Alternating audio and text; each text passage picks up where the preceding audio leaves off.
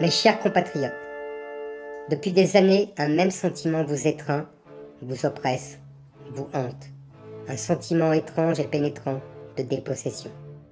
Vous marchez dans les rues de vos villes et vous ne le reconnaissez pas. Vous regardez vos écrans et on vous parle une langue étrange et pour tout dire étrangère. Vous jetez un œil et une oreille aux affiches publicitaires, aux séries télévisées, aux matchs de football, aux films de cinéma, aux spectacles, aux chansons et aux livres scolaires de vos enfants. Vous prenez des métros et vous prenez des trains, vous vous rendez dans des gares et dans des aéroports, vous attendez votre fille ou votre fils à la sortie de l'école, vous accompagnez votre mère aux urgences de l'hôpital, vous faites la queue à la poste ou à l'agence pour l'emploi, vous patientez dans un commissariat ou dans un tribunal, et vous avez l'impression de ne plus être dans le pays que vous connaissez.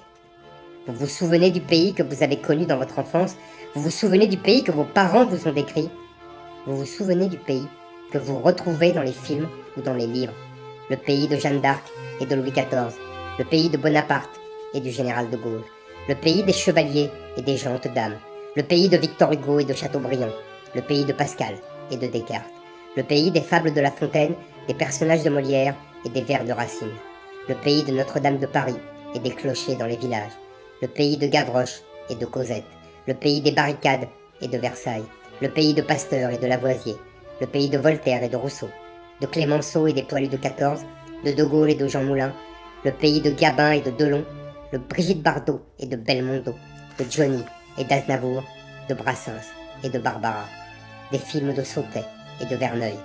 Ce pays à la fois léger et brillant, ce pays à la fois littéraire et scientifique, ce pays tellement intelligent et fantasque, le pays du Concorde et des centrales nucléaires qui a inventé le cinéma et l'automobile, ce pays que vous cherchez partout avec désespoir, dont vos enfants ont la nostalgie sans même l'avoir connu, ce pays que vous chérissez et qui est en train de disparaître.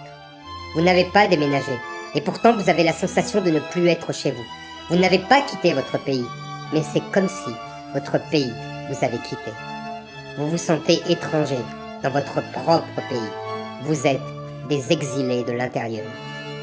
Longtemps, vous avez cru être le seul à voir, à entendre, à penser, à craindre. Vous avez eu peur de le dire, vous avez eu honte de vos impressions. Longtemps, vous n'avez pas osé dire ce que vous voyez et surtout, vous n'avez pas osé voir ce que vous voyez. Et puis, vous l'avez dit à votre femme, à votre mari, à vos enfants, à votre père, à votre mère, à vos amis, à vos collègues, à vos voisins. Et puis, vous l'avez dit à des inconnus et vous avez compris que votre sentiment de dépossession était partagé par tous. La France n'était plus la France et tout le monde s'en était aperçu.